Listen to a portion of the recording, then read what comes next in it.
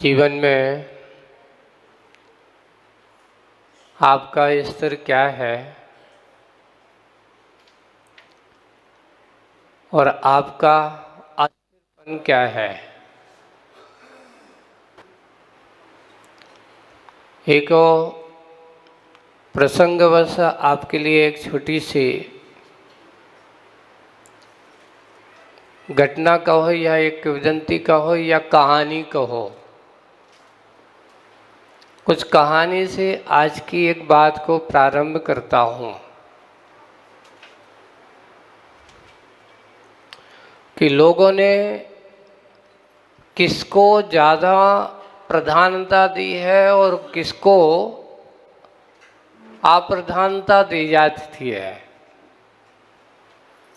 वे सिद्ध भगवान जिन्होंने अपने संसार की अस्थिरता को दूर करते हुए अपने आप को स्थिर जिन्ना बना लिया,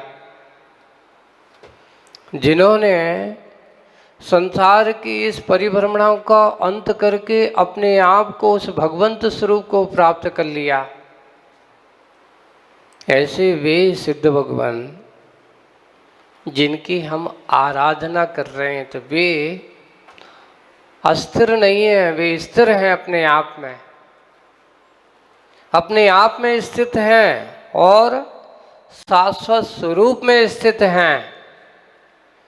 यानी शाश्वत पने का और अशाश्वत पने का,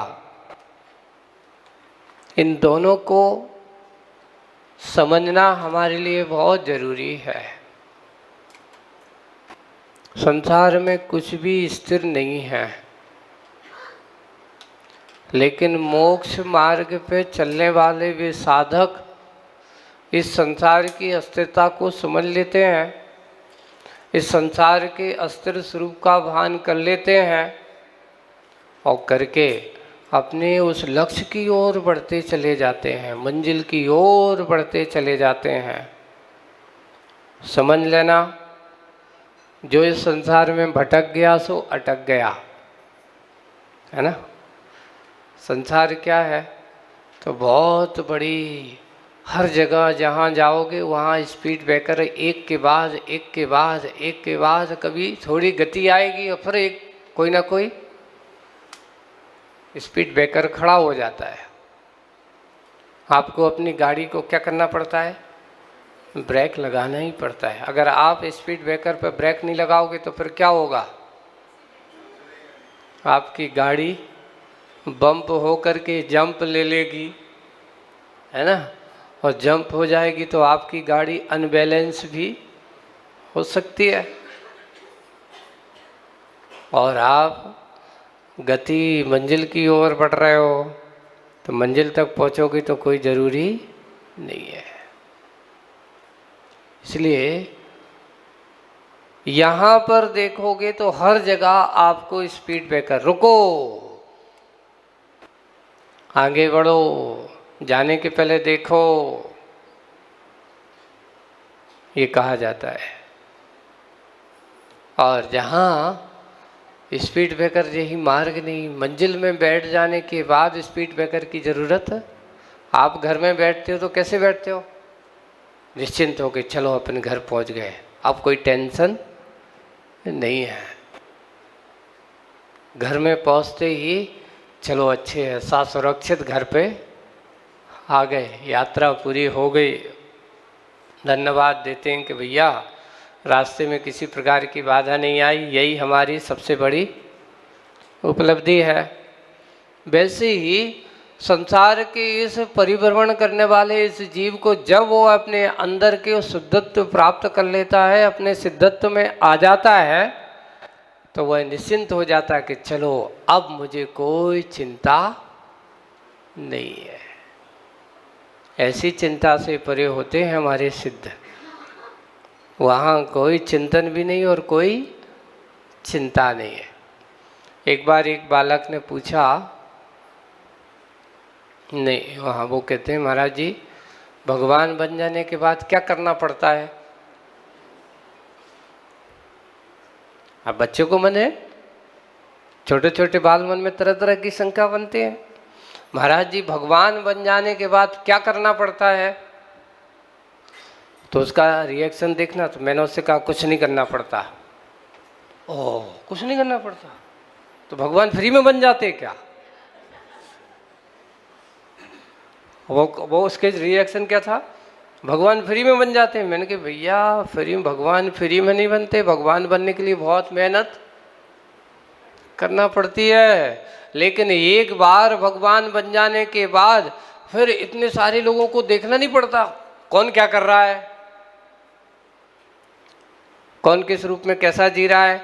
तो हमारे भगवान ने उससे पूछा है, तो भगवान तो सबको नियंत्रण, आपको जो कभी कभार स्कूलों में पढ़ के आ जाते हैं उनको सिखा देते कि हमारे भगवान तो सबको क्या करते हैं, नियंत्रण करते हैं, कौन को कहाँ जाना है, किसको क्या करना है। तो मैंने कहा नहीं, अगर हमारे भगवान ये करने बैठ जाएंगे तो दुनिया में सबसे बड़े दुखी कौन हो जाएंगे? भगवान ही हो जाएंगे। क्यों? क्योंकि संसार में आज तक हर व्यक्ति की इच्छाएं पूरी कोई कर सका हो? अरे स्वयं व्यक्ति अपनी इच्छाएं पूरी नहीं कर सकता तो दूसरों की इच्छा क्या पूरी करेगा? आप ही सोच लो, आप ही विचार कर लो। जब आप परिवार में रहते हो, है ना, तो कभी कभार जब अगर किसी की मान लो किसी ने कहा और आप नहीं कर पाए हो तो फिर देखो उस समय क्या स्थिति होती है। आप लोग जानते हो, नाराज हो जाएगा। तो मैंने कहा हमारे भगवान बन जाने के बाद कुछ नहीं करते। देखो आप भगवान को देखो, हमारे भगवान कैसे बैठे। हमारे भगवान अगर करते होते तो वे हाथ उठा करके बैठे होते, या कुछ ऐसी मुद्राओं में अच्छे एक्शन में बैठे होते, कोई अच्छी बड़ी अच्छी सुंदर सी मुद्रा बना के बैठे होते। लेकिन हमारे भगवान कैसे बैठे? ये मुद्रा बताती है हमारे भगवान हाथ पे हाथ रखे बैठे हुए हैं, अब मुझे कुछ भी करने लायक नहीं रहा। जहाँ सब कुछ हो गया, जिन्होंने सब कुछ कर लिया, अब कुछ भी करने का शेष नहीं रहा, वो ही हमारे भगवान होते हैं। तो फिर वो बच्चा कहते अच्छा हमारे भगवान ऐसे होते हैं, यानी हमारे भगवान हमारे लिए आशीर्वाद नहीं देते, हमारे लिए हमारे भगवान आपके दुख दर्द दूर नहीं करते। फिर हम भगवान से क्यों कहते हे भगवान हमारे कष्ट दूर कर दो, हे भगवान आप ही हमारे रक्षक हो, हे भगवान आप ही हमारे इस संसार सागर से समुद्र से पार करने वाले आप ही हो। अपन भक्ति में कहते कि नहीं, भगवान इस संसार में इस भव्य आत्माओं को तारने वाले, से पार उतारने वाले एक आप ही हो। ये भक्त की भावना है। ऐसा कहना क्या उस भक्त की अज्ञानता है? नहीं, उस भक्त की भावना बिल्कुल सत्य है कि भगवान आपका नाम आपकी भक्ति ही मुझे संसार सागर से क्या करने वाली है? पार उतारने वाली है। इसलिए आप कुछ नहीं करते पर आपकी भक्ति मेरे लिए सब कुछ कारण है। आपकी भक्ति ही मुझे इस भव से पार उतारने वाली है, आपकी भक्ति ही मुझे इस संसार के मोह जाल से निकालने वाली है, आपकी भक्ति ही मुझे संसार के दुख दर्दों को दूर करने वाली है। भगवान आप कुछ नहीं करते पर आपकी भक्ति में इतनी शक्ति है कि मेरे सारे दुख दर्द अपने आप दूर हो जाते हैं। यही सबसे बड़ी विशेषता है। पर संसारी प्राणी कभी कभी भटक जाते हैं। जहाँ सारे दुख दर्द दूर होते हैं उनको छोड़ करके दुख दर्दों की ओर भागने लग जाते हैं। कैसे बताओ? एक व्यक्ति से पूछा कि आपके हाथ में एक साथ दो चीज़ें मिल रही हों, उसी समय तुम्हें मोक्ष मिल रहा है, उसी समय तुम्हारी करोड़ की संपत्ति मिल रही है, तो क्या चाहिए बताओ? सही में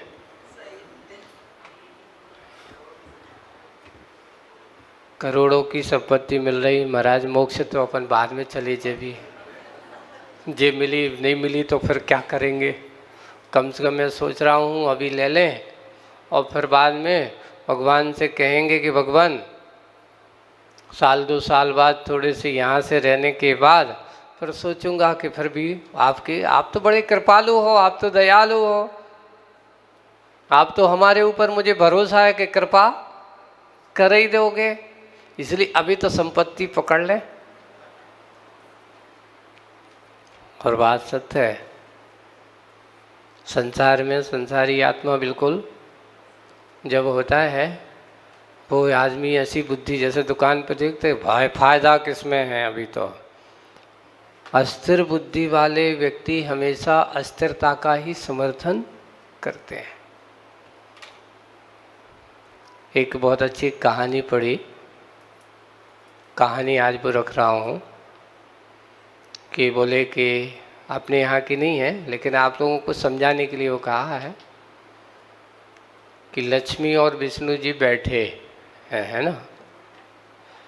तो उन्होंने कहा, विष्णु कहते हैं कि इस संसार में सबसे ज़्यादा पूजा पाठ करने वाले उपासक तो हमारे भक्तगण हैं। अच्छा, तो लक्ष्मी जी कहती, स्वामी लगता है आप धोखे में हो।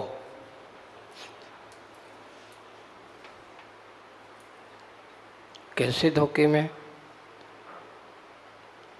ये संसारी आत्माएं हैं,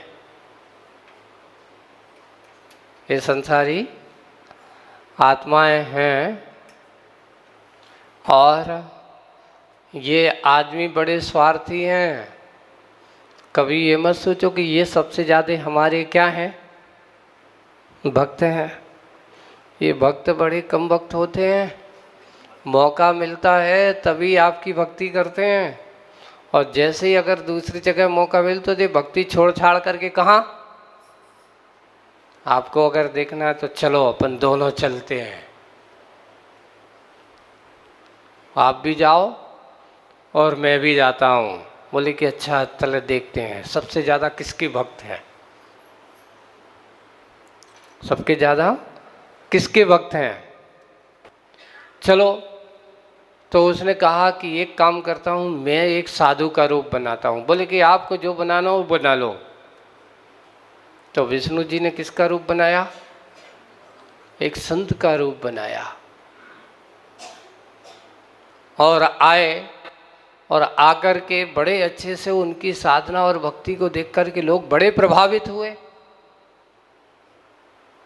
और अच्छी क्या हो गई उनकी, उसको देख कर के प्रभाव को और उनके आकर्षण को और उनके चमत्कार को देख कर के उनकी वाणी, और ऐसा देख कर के देख रहे हैं हजारों लोग क्या हो रहा है, आज मेरे यहाँ, आज मेरे यहाँ, आज मेरे यहाँ।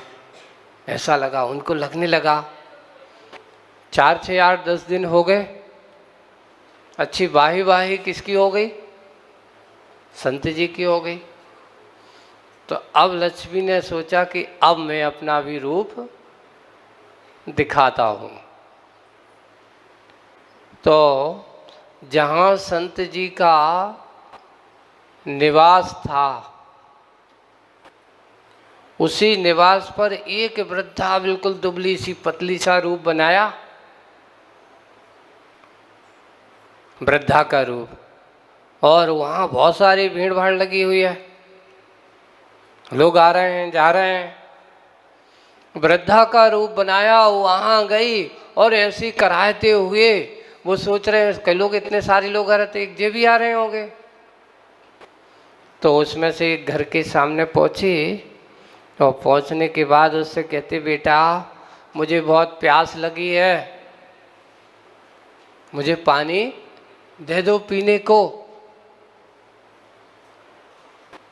पानी दे दो पीने को।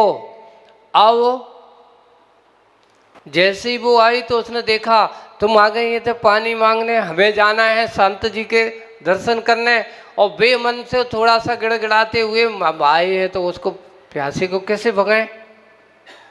तो बेमन से उसने लिया और एक पात्र में जाकर के उनको पानी दे दिया। उसने पानी पिया और जिस लोटे से पानी पिया और हाथ में लेकर के उसको पानी पी करके उसको वापस किया, और जैसे ही वापस किया तो वो लोटा किसका हो गया?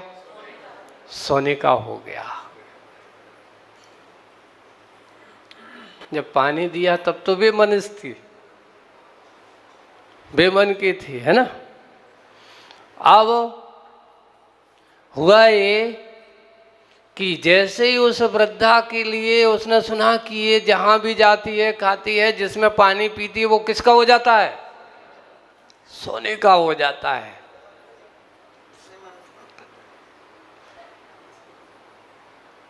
सोने का हो जाता है। अब आसपास के लोग, जितने लोग थे, अब किसके पीछे पड़ गए? मेरे घर चलो, आज तुम मेरे यहाँ क्या करो, भोजन ले लो, पानी पी लो, कुछ तो कर लो। आज देखो महाराज, सोना इतना महंगो है, वो इतनी कीमत हो गई है। अगर आज ऐसे होता है। अब जब ये हुआ कि जो भीड़ भाड़ कहाँ जा रही थी? साधु संत के यहाँ, उनके साधु जी के पास जा रही थी। हल्ला मच गया कि ऐसा ऐसा हो रहा है, तो सारी की सारी भीड़ उस वृद्धा के, मेरे घर चलो, मेरे घर चलो, मेरे घर चलो। वो साधु सोचता है आखिर कौन आ गया ऐसा भाई, इतनी अभी बाय बाय अच्छी सारी भीड़ भाड़ चल रही थी। तो जिस घर पे वो रुकी तो वो घर वाले अभी उनके यहाँ पहुंच गया, वो घर वाला भी उनके यहाँ पहुंच गया कि चलो आप भी चलो। तो वो कहती है, देख भाई, तेरे घर पे पहले से एक संत बैठा है और जहाँ वो रहेगा वहाँ मैं नहीं रह सकती। नहीं नहीं, आपको तो मेरे घर चलना ही चलेगा। तो क्या करना है? अगर वो हैं तो मैं कैसे जाऊंगी? बोले कि क्या बात है, वो भी रहे हैं आप भी रहे? नहीं, दिखाना है कि कौन किसका कितना रूप है। तो उन्होंने कहा कि ठीक है आप चलिए, मैं उनको क्या कर रहा हूँ, निवेदन करता हूँ कि अब साधु संत महाराज बहुत दिन हो गए, अब चलो आप यहाँ से क्या करो, विहार करो।